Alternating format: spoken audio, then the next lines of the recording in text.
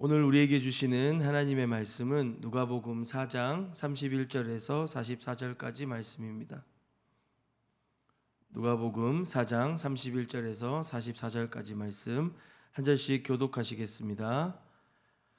갈릴리의 가버나움 동네에 내려오사 안식일에 가르치심에 그들이 그 가르침에 놀라니 이는 그 말씀이 권위가 있음이로라.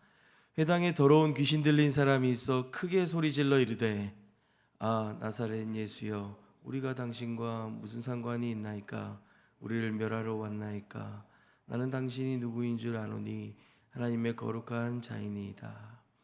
예수께서 꾸짖어 이르시되 잠잠하고 그 사람에게서 나오라 하시니 귀신이 그 사람을 무리 중에 넘어뜨리고 나오되 그 사람은 상하지 아니한지라. 다 놀라 서로 말하여 이르되 이 어떠한 말씀인고 권위와 능력으로 더러운 귀신을 명하며 나가는도다 하더라. 이에 예수의 소문이 그 근처 사방에 퍼지니라. 예수께서 일어나 회당에서 나가사 시몬의 집에 들어가시니 시몬의 장모가 중한 열병을 앓고 있는지라. 사람들이 그를 위하여 예수께 구하니 예수께서 가까이 서서 열병을 꾸짖으신데 병이 떠나고 여자가 곧 일어나 그들에게 수종드니라.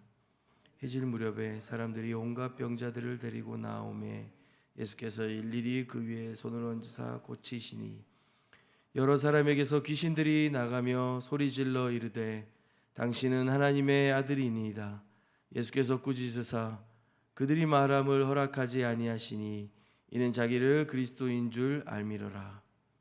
날이 밝음에 예수께서 나오사 한적한 곳에 가시니 우리가 찾다가 만나서 자기들에게서 떠나지 못하게 만류하려 하며 예수께서 이르시되 내가 다른 동네에서도 하나님의 나라 복음을 전하여야 하리니 나는 이 일을 위해 보내심을 받았노라 하시고 갈릴리 여러 회당에서 전도하시더라. 아멘. 예수님께서 나사렛 동네에서 쫓겨나셨습니다. 갈릴리의 가버나움으로 내려오셔서 가르치시기 시작하신 장면을 오늘 본문에서 우리는 볼 수 있습니다. 가버나움은 나사렛을 중심으로 동북쪽으로 약 40km 정도 떨어진 곳입니다. 갈릴리 연안에 위치한 도시 중에 하나이고요. 예수님께서 복음서에서 보면 참 많은 사역들을 수행하셨던 곳으로 기억됩니다. 나사렛에서 예수님은 이 땅의 가난한 자, 포로된 자, 눈먼 자, 눌린 자들에게 하나님의 나라의 복음과 자유가 선포되었다고 말씀하십니다. 그 은혜로운 말씀에 다들 놀라지만 곧바로 그들은 예수님을 배척했습니다. 말씀이 은혜롭지만 내 이야기는 아니었던 것이었고 그들이 기대했던 메시아가 그 나사렛에 올 일이 아니었고 목수 요셉의 아들일 수 없었기 때문에 그랬을 것 같습니다. 그러나 이제 이동하신 가버나움에서 예수님의 사역은 새로운 국면을 맞이하게 됩니다. 한편 예수님이 선포하신 복음이 실제로 나타나는 모습이 어떠한 것인지를 잘 보여주는 본문이라고 볼 수 있겠습니다. 31절 말씀입니다. 갈릴리의 가버나움 동네에 내려오사 안식일에 가르치심에 그들이 가르치심에 놀라니 이는 말씀이 권위가 있음이로라. 예수님은 가시는 동네마다 회당에서 가르치셨습니다. 예수님의 가르침과 그 말씀은 당시 서기관, 당시 지도자들과 같지 않았던 것 같습니다.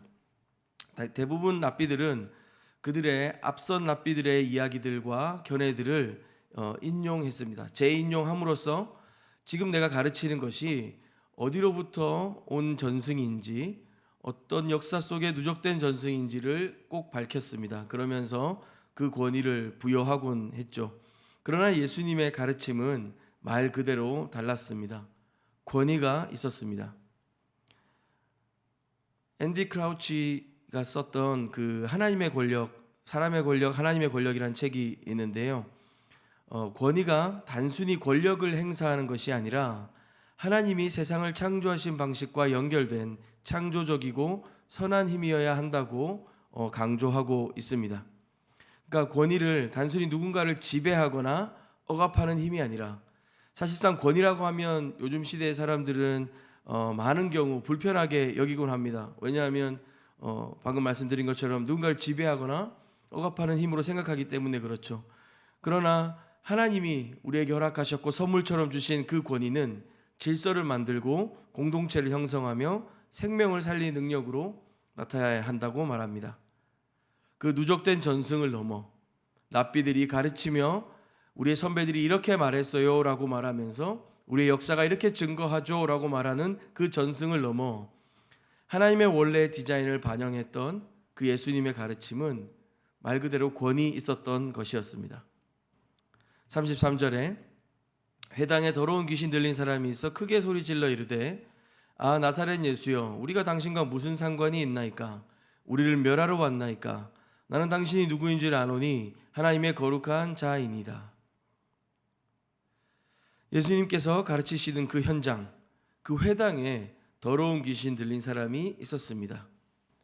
어찌된 연유인지는 다 알 수 없지만 그의 영혼과 인격이 억압되어 있고 짓눌려 있고 그가 본래 하나님으로부터 부여받은 그 형상대로 살지 못하는 모습입니다. 그가 예수님의 본질을 꿰뚫고 있습니다. 하나님의 거룩한 자라고 말이죠. 그리고 우리가 당신과 무슨 상관이 있습니까? 라고 외칩니다. 좀 원문의 뉘앙스를 더 반영하자면 우리에게 무엇을 원하십니까? 왜 방해하십니까? 하는 의미를 담고 있습니다. 그에 대해 예수님이 말씀하십니다. 꾸짖어 이르시되 잠잠하고 그 사람에게서 나오라 하시니 귀신이 그 사람을 무리 중에 넘어뜨리고 나오되 그 사람은 상하지 아니한지라. 다 놀라 서로 말하여 이르되 이 어떠한 말씀인고 권위와 능력으로 더러운 귀신을 명함에 나가는도다 하더라. 포로된 자, 눌린 자에게 자유를 선포하셨던 그 예수님의 사역은 이 땅에 이미 임한 하나님 나라의 통치 그리고 그분의 권위가 입증된 것으로 드러납니다. 죄와 사망의 권세로 인해 억압된 이 땅의 참된 자유가 예수님을 통해 선포되고 나타나고 있는 것이죠. 그리고 그 사건은 온 동네의 소문으로 확산됩니다. 그리고 38절입니다. 회당에서 나가신 예수님께서는 시몬의 집에 들어가시니 시몬의 장로가 중한 열병을 앓고 있는지라 사람들이 그를 위하여 예수께 구하니 예수께서 가까이 서서 열병을 꾸짖으신데 병이 떠나고 여자가 곧 일어나 그들에게 수종드니라. 해질 무렵에 사람이 온갖 병자들을 데리고 나아오매 예수께서 일일이 그 위에 손을 얹으사 고치시니 저자였던 누가복음의 저자는 누가이죠. 누가가 상당히 전문적인 의사였음이 좀 드러나는 부분인데요. 시몬의 장로가 중한 열병, 하이 피버를 앓고 있었다라고 이렇게 설명합니다. 이 중한 열병은 나름 병세를 구분하는 그 고대 의학적 지식을 반영하고 있는 것입니다. 그리고 앓고 있는지라라고 했는데 어려움을 겪다, 억눌리다라고 하는 의미를 포함하고 있습니다. 꽤 오랜 시간 꽤 중한 병세로 이 시몬의 장로는 고생하고 있었습니다. 게다가 사람들이 와서 예수님께 구했다고 하니 아마 이제는 다른 방법이 없었던 것 같습니다. 그런 환자가 가족 중에 있다는 것은 단순히 고통과 재정의 문제를 넘어 온 가족이 힘들게 된다는 것을 현대의 사람들도 어느 정도는 알 수 있을 것 같습니다. 게다가 이 의학적 지식이 충분치 않았고 나름의 관습들 속에서 병자들을 격리하고 처리하던 방식을 생각해 보면 오래되었고 그리고 위중했던 이 시몬의 장모의 열병은 그 가정과 그 공동체에 균열을 내기에 충분했을 것입니다. 그 병을 치유하신 예수님의 사역은 그녀로 하여금 단순히 병을 낫게 하는 것 정도가 아니라 다시 그 가족의 구성원으로 또 그 자신의 본래 역할로 회복하게 하셨습니다. 흥미로운 것은 또한 39절에 시몬의 장녀를 치유하실 때 가까이 서셨다라고 기록하고 있습니다. 그리고 40절에 온갖 병자들이 나아올 때 예수님께서는 일일이 그 위에 손을 얹으사 고치셨다라고 말합니다. 그저 주술적으로 어떤 초월적인 능력으로 그들의 병을 낫게만 하신 것이 아니라 다가서셨고 그들을 만지시며 그 병자들의 오랜 마음의 아픔과 상처들 또한 어루만져 주셨습니다. 나은 후에 그들이 다시 자기 공동체와 자기 존재를 회복하게 되는 결과가 일어납니다. 그러나 그 모든 결과는 먼저 다가오시고 그들을 인격적으로 대하셨던 예수님의 그 높은 차원의 치유로부터 시작되었던 것입니다.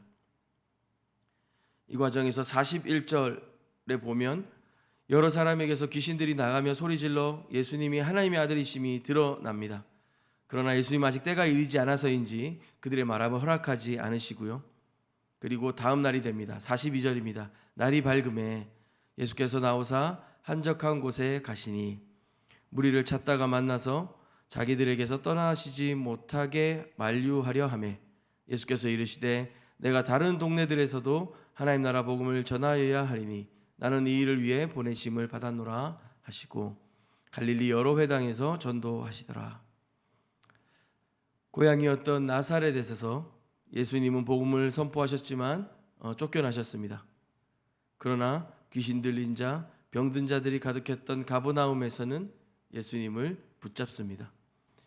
예수님을 어려서부터 육체로 알던 자들은 예수님을 거절하였고 붙잡아 낭떠러지에 밀어 떨어뜨려 했지만 눈물과 고통과 소외와 아픔 속에 있었던 자들은 그 복음과 가르침의 권위 앞에 놀라고 치유하시는 예수님을 꼭 붙듭니다. 그들과 함께하기를 요청합니다.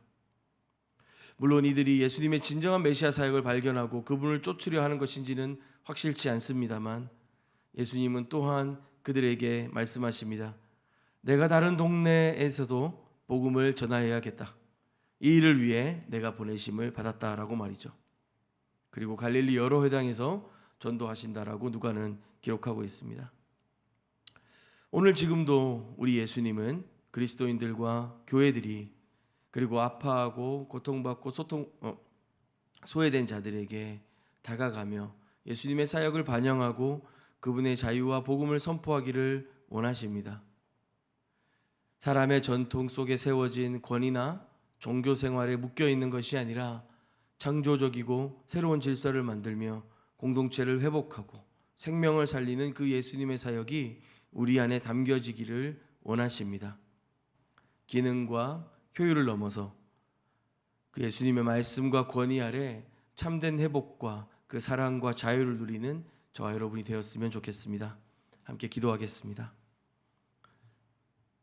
사랑하는 주님, 주님의 그 놀랍고도 아름다우신 말씀을 기억합니다.